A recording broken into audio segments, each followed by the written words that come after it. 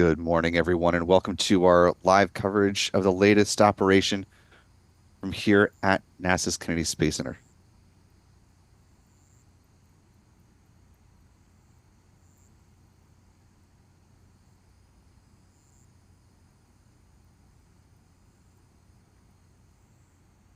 I'm Will Robinson Smith. I'll be performing the commentary for the duration of this coverage. We are broadcasting, as we always do, from the Spaceflight Now News Bureau here at NASA's Kennedy Space Center as well. This morning, and we'll say it now and say it often, just so that as folks come into the live stream, no one's caught unawares.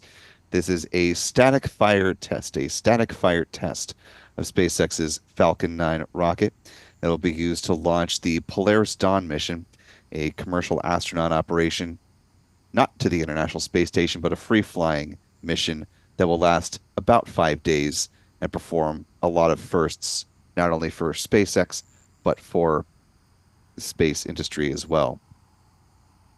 Currently, we believe about T-minus 27 minutes, 30 seconds, and counting to the ignition of the 9 Merlin 1D engines at the base of the Falcon 9 rocket. You can see by taking a closer look at the vehicle, this is booster B1083 in the SpaceX fleet. When it launches, it will be for a fourth time. It has flown 3 times previously, including with the Crew 8 mission, which is currently docked to the International Space Station with their Crew Dragon Endeavour. But you can see a little bit of frost, a little bit of vapor forming on the outside of the Falcon 9 first stage. That's because the super densified liquid oxygen is being pumped aboard the Falcon 9 first stage tanks, as well as RP1 rocket-grade kerosene. So far, everything is following along on a timeline that suggests we'll see ignition of the Merlin engines right about 6:38 a.m. Eastern, 10:38 a.m. UTC. As compared to the launch time for this mission coming up on Tuesday, that's about 3 hours ahead, or 3 hours after, I should say, the first launch opportunity that is available to SpaceX. Earlier this morning, though, the crew performed a dry dress rehearsal of operations here. The crew has been very closely following along with all of the operations of the Falcon 9 rocket and getting prepared for this mission. Taking a look from left to right, this photo snapped by John Krause, who's been working with the team throughout the process of this mission, codenamed Snap, for his photography that he's been providing for this mission throughout the course of the 2.5 years that they've been training for this opportunity, traveling around with this team to various points to document their training, their emotions, and obviously the progress of both the vehicle and the mission itself. This photo taken as the Falcon 9, which you can see behind them, was being rolled out from the hangar at Launch Complex 39A. From left to right, they are pilot Scott Kidd Poteet, former Air Force pilot with more than 20 years of experience, more than 3,200 flying hours. To his right, you have Anna Menon, who is serving as, excuse me, a mission specialist on the Polaris Dawn flight. She's also the medical officer for this mission and is a SpaceX employee, as is her colleague to the right, Sarah Gillis, who is also serving as a mission specialist. And the mission commander, Jared Isaacman, who will be making his return to space, the only person who's actually been to space among these three. Both Sarah Gillis and Anna Menon are thoroughly involved in the training of the crews that fly to the International Space Station and everyone who flies aboard Dragon spacecraft. So the experience that they're gathering through the training here, getting put through the paces of some of the programs that they helped build and mold, they will now be executing themselves on this 5-day operation. Going back to Jared Isaacman, of course, was the commander of the Inspiration 4 mission. and is helming the Polaris program, which will be capped on mission 3 with the first crewed launch of a SpaceX Starship rocket. Certainly appreciate the more than 488 of you who are joining with us live as we're kicking things off on a Sunday morning. Hope you're all doing well. Our Stephen Young is providing technical support for this broadcast. Our photography team of Michael Kane, Adam Bernstein have this morning off. And since this is a static fire test, of course, our friends Pete Carson's with Max Q Productions and Chuck Briggs also have the morning off as well, but they'll be back in action with us come launch day. If you haven't already, we'd certainly appreciate it if you could hit that like button to allow some more folks to find their way into our live launch coverage. Excuse me, not live launch coverage, our live static fire coverage. You see, it's easy to fall into that trap and just have to keep reminding everyone, including myself, that this Falcon 9, if all goes according to plan, will not be going anywhere. Only T minus 22 minutes, 24 seconds and counting. Going back to that wide shot for just a second, you can see a bit of a cloudy morning here on the Space Coast, but not a thunderstormy one, fortunately. A little bit of rain earlier on in the morning, but things are on track for the static fire test.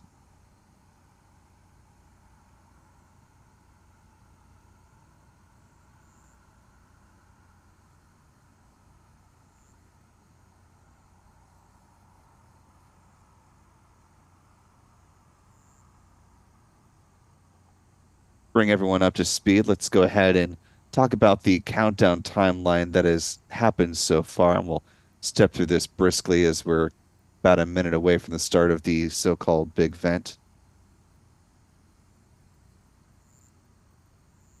Timeline for a crew mission slightly different than our standard Falcon flight.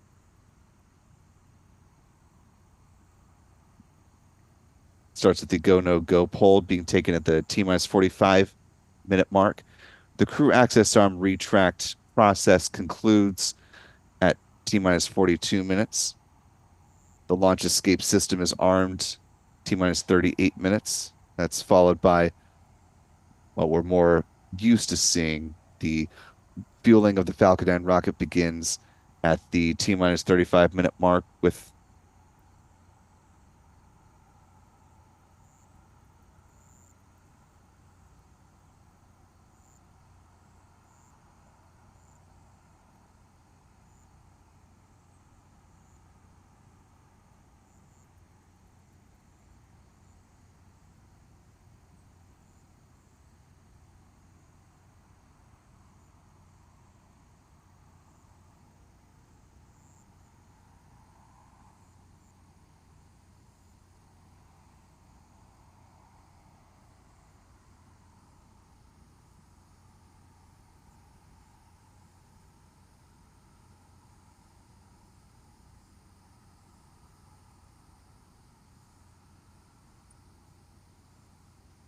we'll come back to the countdown timeline in just a moment, but as you can see here, the big vent is currently in swing here.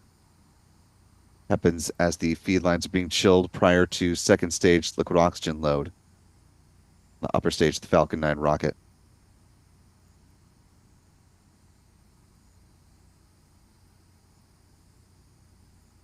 You can tell by the fact that the venting is basically just pillowing down in practically in parallel to the strong back here that not a lot of wind out this morning, so a very calm Sunday morning here on Florida's Space Coast.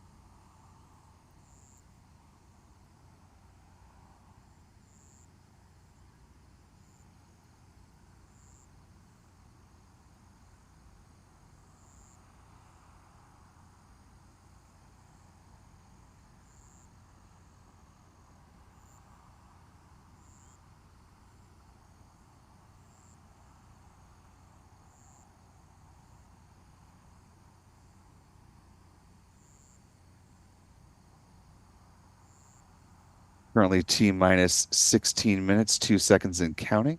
SpaceX is now pivoting into second stage LOX load.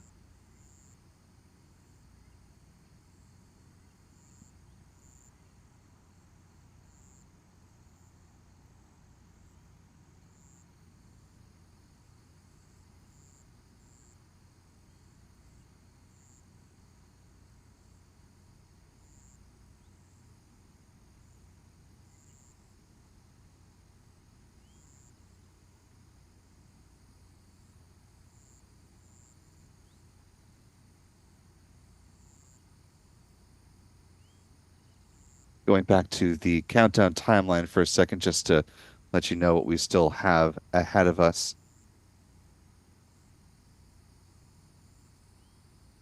Skip ahead just a little bit here. T minus 7 minutes, the chill down of the 9 Merlin 1D engines gets underway. It's the process of flowing a small amount of liquid oxygen through the plumbing and turbo pumps. Helps protecting the engines from the risk of thermal shock and damage during the startup sequence.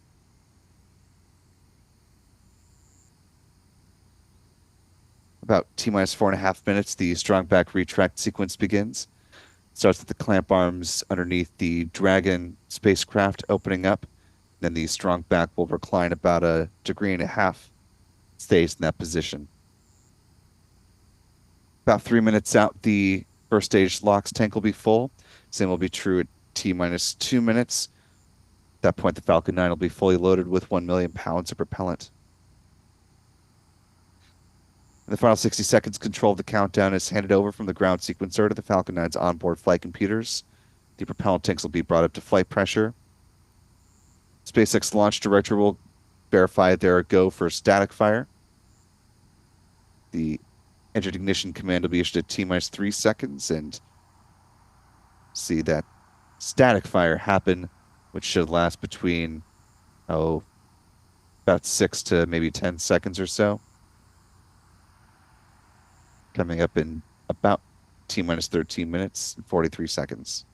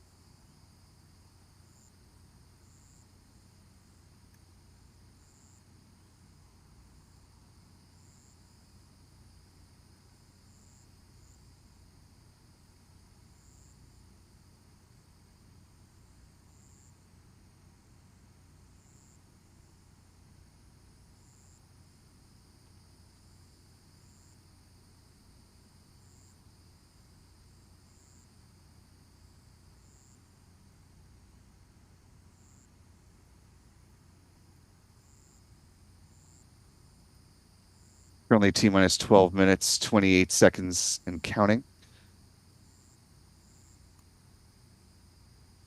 As SpaceX is preparing for this static fire test less than a week ago on Monday when the crew arrived, heard about the process of getting ready for this moment.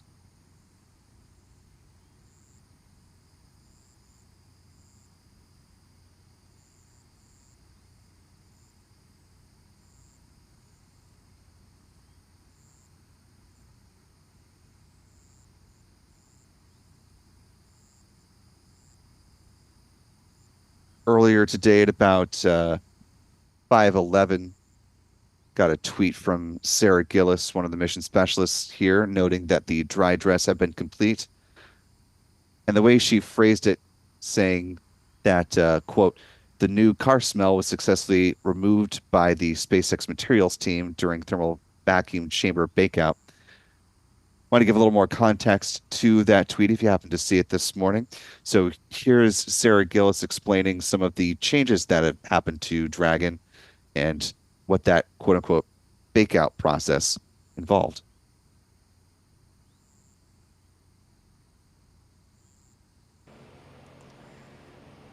So stepping into some of the spacecraft side modifications that were needed to actually accomplish this. One of the more substantial efforts was upgrades to the life support systems. This includes adding a lot more oxygen to the spacecraft so that we can feed oxygen to 4 suits through umbilicals for the full duration of the spacewalk. There have been upgrades and additions to the environmental sensing suite in the spacecraft to make sure we have really good insight both before, during, and after exposure to vacuum. And what you can see here is actually a new addition, an entirely new system, a nitrogen repress system. This is kind of a closeout shroud over 2 redundant nitrogen tanks that will be used to repressurize the spacecraft once we're complete with the EVA. With all of these life support system upgrades, obviously there's a ton of testing that needs to go into this. And that's both at a component level, but then also at a full-scale system level. So what you see here is the Dragon spacecraft actually going into a thermal vacuum chamber. And we ran the end-to-end sequence, both depressing the capsule, dwelling at vacuum, and then repressing the spacecraft using all the software, hardware, and integrated systems that we expect to use for this flight. Additionally, at vacuum, we performed a long-duration dwell on the interior at vacuum so that we could actually bake out a lot of the materials on the inside, remove some chemicals that would off-gas in the vacuum of space before we're actually in that environment.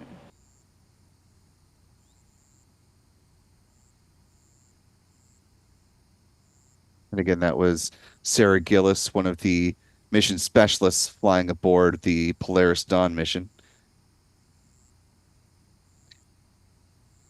As she began her career with SpaceX, she has been involved with some of the fine-tuning of the Crew Dragon design and helping to train crews and familiarize them with the operations of it.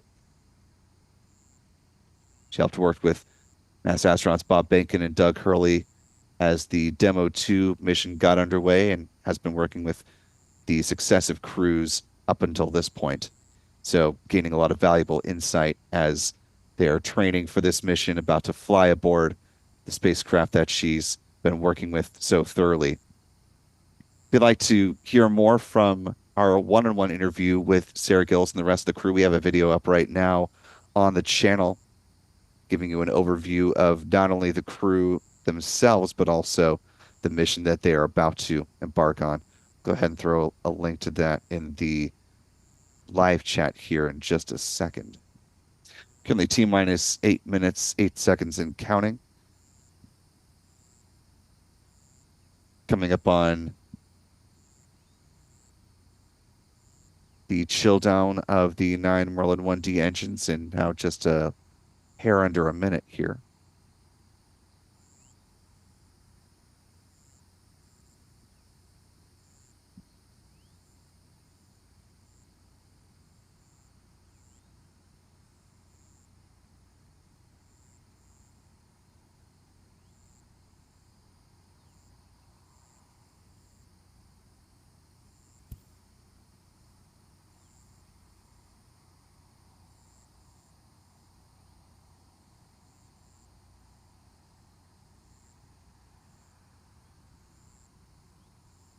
As we're coming into the engine chill down, want to thank first off the more than 1,300 of you who are watching with us live.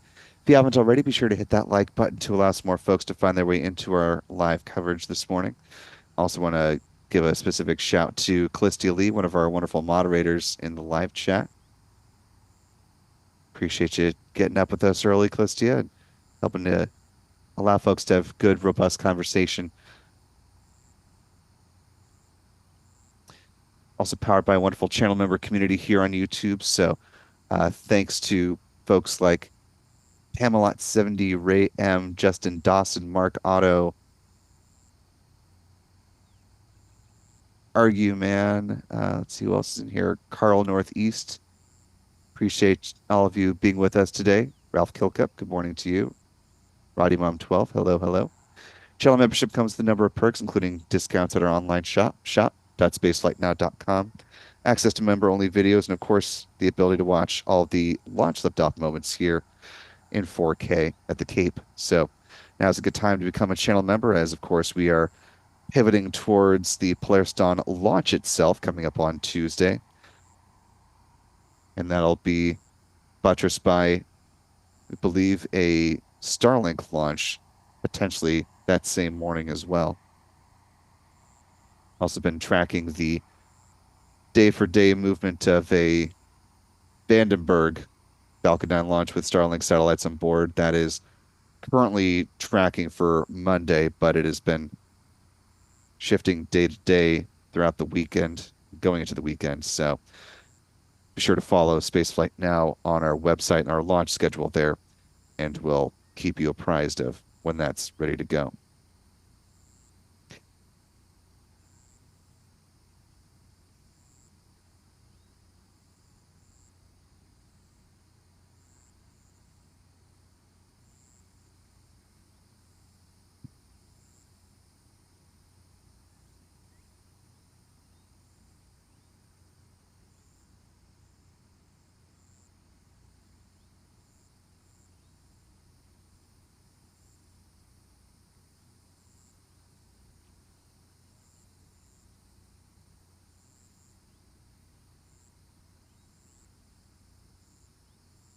We're now T minus 4 minutes, 39 seconds and counting. We're just a few seconds away from the strong back retracts here at the pad.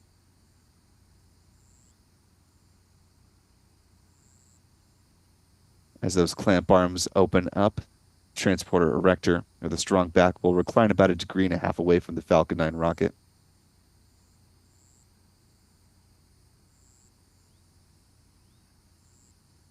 Had there been a crew on board this Dragon spacecraft, they also would have done a communications or a comms check at about the T minus 10 minute mark. But of course, the crew was on board earlier this morning for the dry dress rehearsal long before the Falcon 9 was fueled. And so they have been offloaded. Of course, they've got an empty Dragon up top there right now.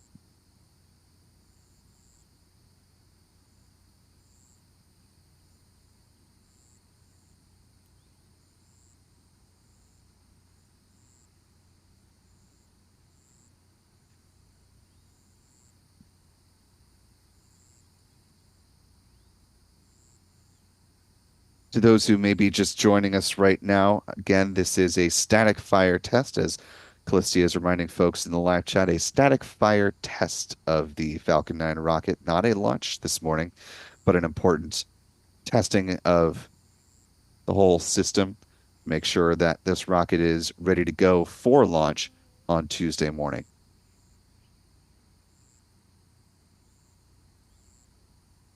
Now, T minus 3 minutes and counting. At this point, the Falcon 9's first stage liquid oxygen tank should be full. Last to fill up will be the second stage LOX tank. You can also see the gap between the strong back and the Falcon 9 rocket as the transporter erector has tilted back in preparation for the static fire.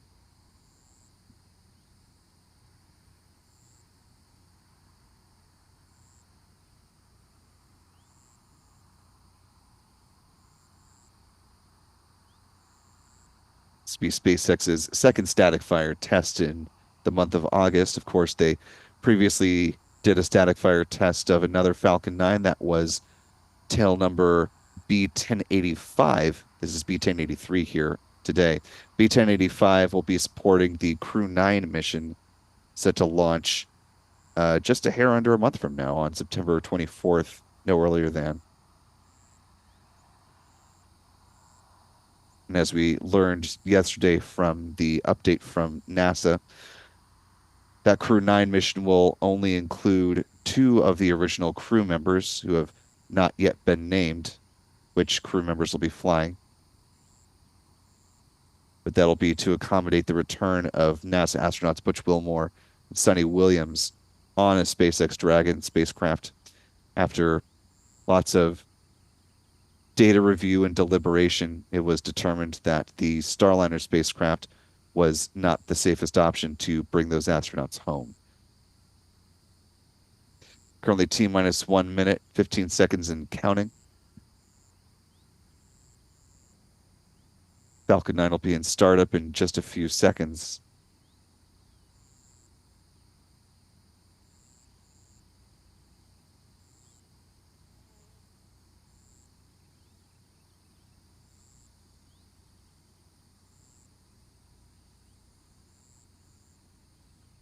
this point, the propellant tanks are being pressurized. The onboard flight computers have taken control.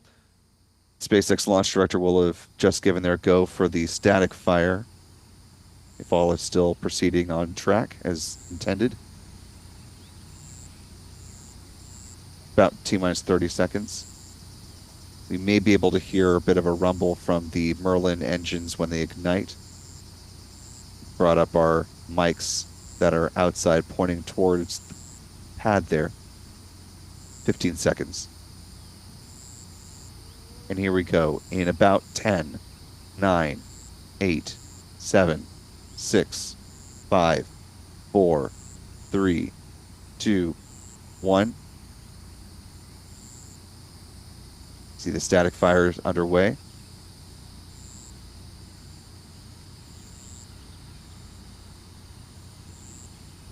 And a conclusion of the static fire test.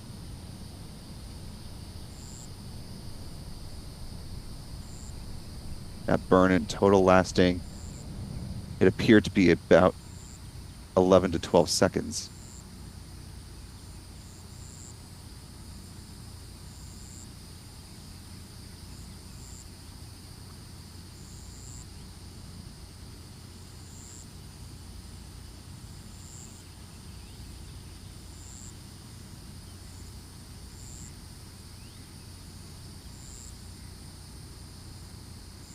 So at this point, SpaceX will go back and review all the data that they got from this static fire test, ensure that all the engines burned as they expected them to.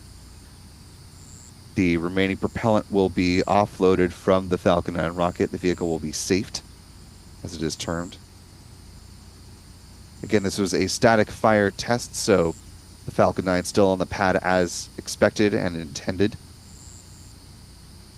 Beautiful wide view as the sun beginning to come up here on Florida's Space Coast. A little bit after the bottom of the hour here.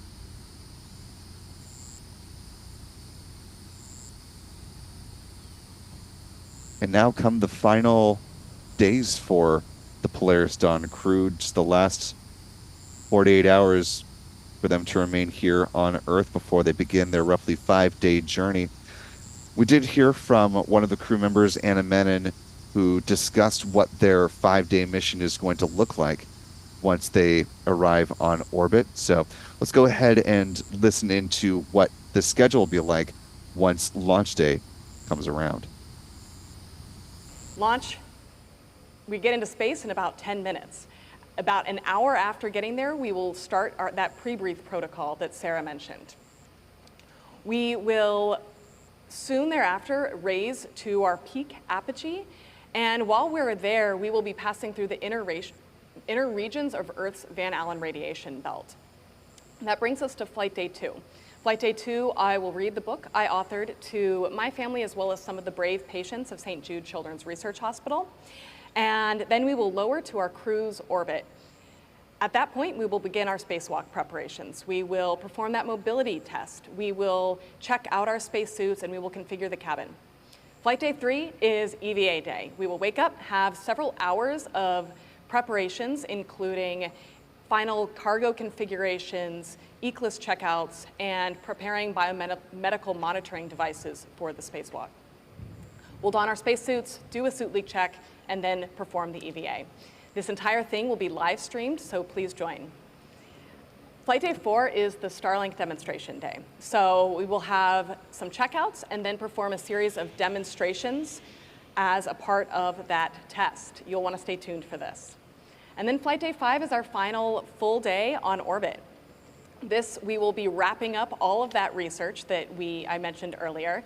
We do have research weaved in every single day of the mission, but this will be our last day to gather as much data as possible for the scientists back here on Earth.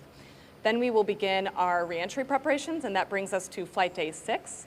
We will don our spacesuits, re-enter through Earth's atmosphere, and then splash down off the coast of Florida at one of SpaceX's 7 sites.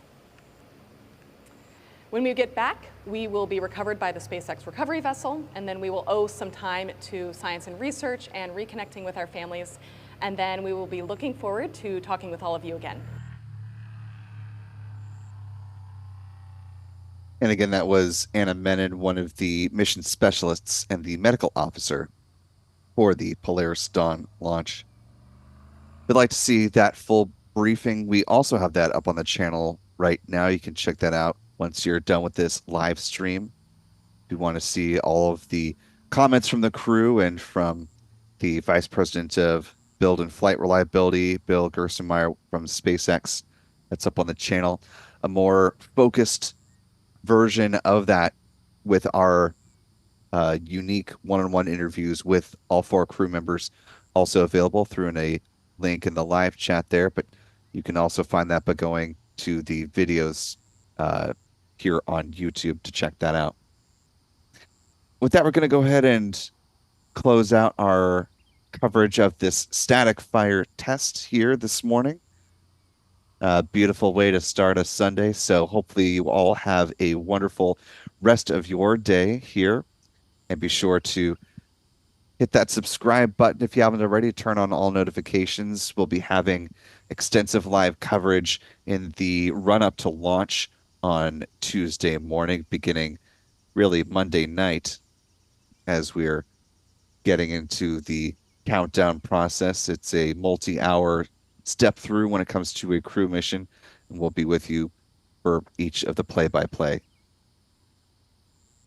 want to thank Callistia Lee again for helping us out in the live chat, as always. To our wonderful channel member community, thank you all for being here, those who were able to watch live and those who will join us in a replay fashion when you're up and at 'em. Thanks to Stephen Young for running the technical operations of this broadcast. And most importantly, thanks to you for wherever you are watching today. For all of us here at Spaceflight Now, I'm Will Robinson Smith. Remember, be good to yourselves, be good to others. We will see you on launch day, folks, right around the corner. And until then, bye-bye.